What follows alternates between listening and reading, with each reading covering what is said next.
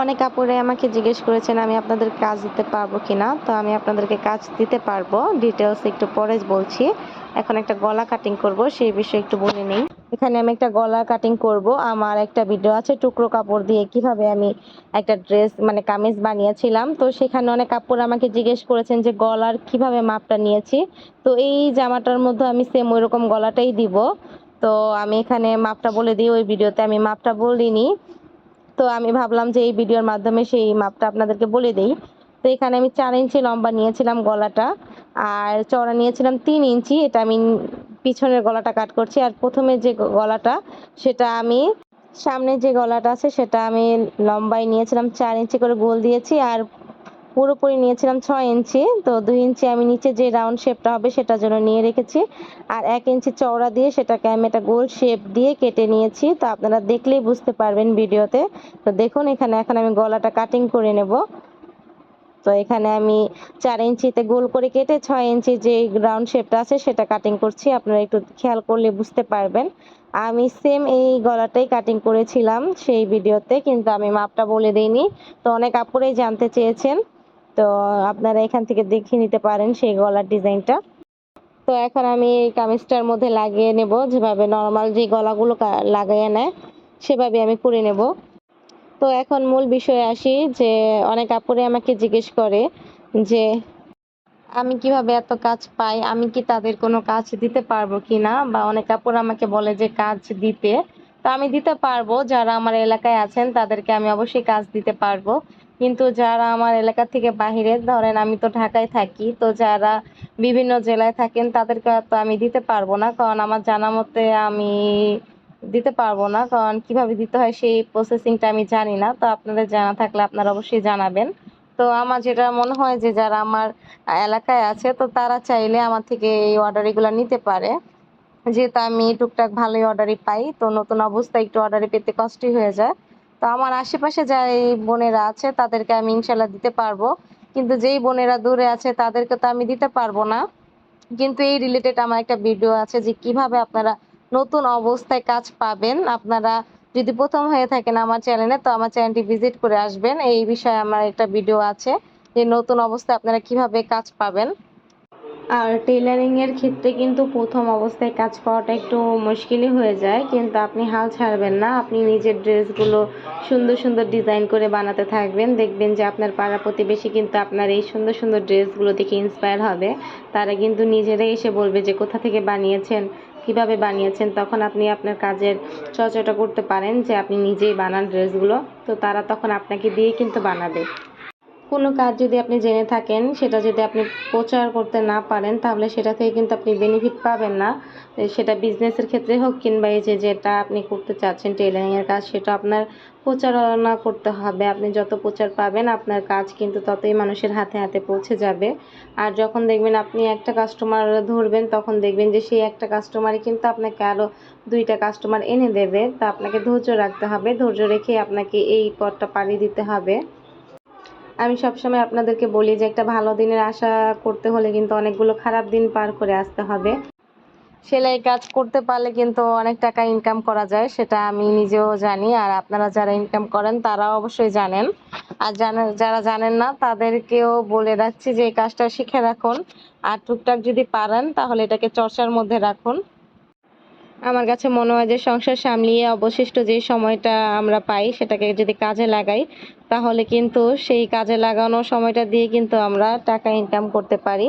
যে টাকাটা আমরা কিন্তু সংসারের বিভিন্ন প্রয়োজনেই কিন্তু খরচ করতে পারি। সংসার, তারপরে নিজেরও কিছু পার্সোনাল খরচ থাকে, সেটা কিন্তু আমরা সেই টাকা দিয়েই করতে পারি, যেটার জবাবদিহি কারো করতে হয় না। নিজ দ্বিধায় সেই টাকাটা খরচ করা যায়। তো অনেক আপুরাই আমাকে কোয়েশ্চেন করেন, কমেন্ট করেন যে তারা কিছু করতে চায়। তো আপনারা যদি সেলাই মেশিন থাকে তাহলে কিন্তু সেলাই কাজটা করতে পারেন। আর যদি সেলাই কাজটা যদি না পারেন বা করতে না চান, তাহলে কিন্তু আপনারা ঘরে বসে কিছু ড্রেস উঠিয়ে সেগুলোকে সেল করতে পারেন। ঘরে ঘরেই সেল হয়ে যায়। যদি আপনি গ্রামে থাকেন তাহলে কিন্তু আপনার পরিচিত অনেক আশেপাশে অনেক মানুষজন থাকে, তো সেই ক্ষেত্রে আপনি কিন্তু ড্রেসগুলো সেল করতে পারেন। আমার চ্যানেলে যারা প্রতিনিয়ত ভিডিও দেখেন তারা অবশ্যই জানেন যে আমি শুধু সেলাইয়ের কাজটা করি না, আমি কিন্তু বাসায় ঘরে বসে কিন্তু ড্রেসও সেল করে থাকি। তো আপনারা চাইলে আমাকে ফলো করতে পারেন, আমার মতো আমাকে দেখে উদ্যোগ তো নিতে পারেন যে ঘরে বসেই টাকা ইনকাম করতে পারেন যদি আপনি একটু চেষ্টা করেন তাহলেই। কারণ চেষ্টাই কিন্তু অনেক কিছু সম্ভব হয়।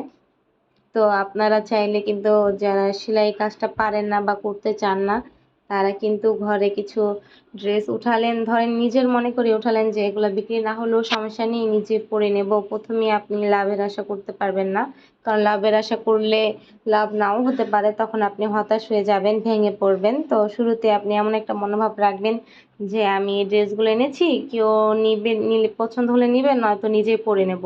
যখন দেখবেন যে আপনার সেই ড্রেসগুলো পছন্দ করছে, মানুষ নিতেছে, তো তখন আপনাদের নিজেরই একটা ভালো লাগবে, কাজের প্রতি আরো আগ্রহ বেড়ে যাবে।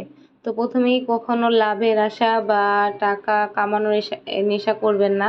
প্রথমে আপনি সার্ভিসটা দেবেন, কাজটা দেবেন, ভালোটা দেবেন, দেখবেন এমনিতেই আপনি ফলাফল ভালো রেজাল্ট পাচ্ছেন। তো অনেক কথাই বলছি বা বলে দিচ্ছি, তো আমার কথায় যদি কেউ হার্ট হয়ে থাকেন, মানে কষ্ট পেয়ে থাকেন, তার জন্য অনেক অনেক দুঃখিত। কাউকে কষ্ট করে বা ছোট দিয়ে আমার কথা বলা আমার কোনো উদ্দেশ্য নেই। আমি সবসময় চাই যে আমার বোনেরা স্বাবলম্বী হোক, ঘরে থেকে 2টা টাকা উপার্জন করুক, যেন তার প্রয়োজনীয় সংসারের কাজে হোক বা নিজের কাজে হোক সেই টাকাটা ব্যয় করতে পারুক। এটাই হলো আমার ইচ্ছে, যে আমি একা বড় হতে চাই না, আমি চাই যে আমার বোনরাও আমাকে দেখে ইন্সপায়ার হোক, আমাকে দেখে কিছু শিখুক, তাদের মধ্যেও একটা কাজ করার মনোভাব আসুক। কারণ যেই সময়টা আমরা অযথায় মানে ফেলে দেই, সেই সময়টা অযথা না ফেলে দিয়ে সেটাকে কাজে লাগাই, কাজে লাগিয়ে কিন্তু 2টা টাকা আয় করি, সংসারে আর্থিকভাবে পাশে থাকি। তো আমার বোনেরা, আমি আশা করছি যে আপনাদেরকে খুব ভালো মতো বোঝাতে পেরেছি। যারা আমাকে প্রশ্ন করেছেন যে আমি আপনাদেরকে কাজ দিতে পারবো কিনা, আসলে যারা কমেন্টগুলো করেছেন আমি জানি আপনারা খুব আশা নিয়েই করেছেন, কারণ অনেক আপুরা আছে যারা সেলাইয়ের উপরই ডিপেন্ড করে থাকে তাদের আর্থিক অবস্থা। তো তারা অনেক মনোভাব নিয়ে আমাকে প্রশ্ন করেছেন যে আমি আপনাদের কাজ দিতে পারবো কিনা। তো আমার এলাকায় যারা আছে তাদেরকে আমি অবশ্যই দিতে পারবো, কিন্তু যারা তো নেই তাদের আমি কিভাবে দেব বলেন। কিন্তু তাদের জন্য আমি আমার ভিডিওতে আমি প্রথমেই বলে দিয়েছি যে কিছু টিপস আছে। তো আমি চাই যে আমার বোনেরা সেগুলো ফলো করুক, তাহলে ইনশাআল্লাহ ভালো একটা ফলাফল পাবেন। কখনোই অধৈর্যশীল হবেন না, ধৈর্য সহকারে আপনারা যে কাজে আছেন সেই কাজে লেগে থাকবেন, দেখবেন আপনার জীবনে সাফল্য আসবেই আসবে। কারণ ধৈর্য এমন একটা জিনিস যেটা আপনাকে এমন একটা পর্যায়ে নিয়ে যাবে যেটার মধ্যে আপনি সাফল্য আর সাফল্যই খুঁজে পাবেন। তো আপনার মনোবল স্থির করতে হবে, আপনি যে কাজটা আছেন সেটার মধ্যে লেগে থাকতে হবে। হয়তো এখন আপনি সফল হচ্ছেন না, কিন্তু একদিন না একদিন আল্লাহ তাআলা আপনাকে অবশ্যই সফল করবে। তো আমি বলবো যে আমার বোনেরা, আপনারা যে কাজটার মধ্যে আপনাদের মন বসে সেই কাজটাই আপনারা করুন, আর ধৈর্য সহকারে করুন, শেষ অবধি দেখে ছাড়ুন যে এটা শেষটা কোথায়। যদি আপনি, মানুষ বলে যে জিদ ভালো না, আমি বলি যে জিদ ভালো যদি সেটা ভালো কাজে আমরা লাগাতে পারি, কাজে লাগাতে পারি সেই জিদটা, সেখান থেকেও আমরা কিন্তু ভালো পাবো। দেখুন, আপনি একটা কাজকে যদি জিদ হিসাবে নেন যে এই কাজটা আমি করবই তো করবই, সেটা ভালো কাজে যদি আপনি জিদটা করেন, সেই কাজটা যদি কমপ্লিট হয় তাহলে তো ভালোই হলো, তাই না? তো জিদ থেকে যদি ভালো কিছু হয়, আমি মনে করবো যে জিদটাই ভালো। তো ভালো কাজে জিদটা লাগান, দেখবেন সেটার মধ্যে আপনি সফলতা খুঁজে পাবেন। আমি কিন্তু ছোটবেলা থেকে এমন একটা মানুষ, মানে যখন যেটা মাথায় আসে সেটাই করি। মানে আমার মাথায় যখন যেটা চাপে সেটা না করা পর্যন্ত আমার মানে ভালো লাগে না। তো এটাও আমার একটা জিদ। আমার মা বলে যে যখন যেটা জিদ ওঠে সেটাই করি। মানে বাচ্চারা যেমন বায়না করে, আমি বড় হয়ে সেই বায়নাটা মানে নিজের বায়না নিজেই পূর্ণ করি। ধরেন অর্ধেক 12টা বাজেও যদি আমার মনে হয় যে আমি কোনো ড্রেস সিলাবো, সেটা সিলিয়ে ছাড়ি। তো আমার যখন যেটা মন চায় আমি সেটাই করি। তো এটা আমি ভালো কাজে করি। কারণ সেই রাত 12টা বাজে উঠে যদি আমি এখন নাচ গান করতাম, সেটা দিয়ে কিন্তু আমার কোনো কাজে লাগতো না। কিন্তু সেই 12টা বাজে আমি একটা ড্রেস মানে সেলাই করলে সেটা কিন্তু আমার কাজে লাগলো।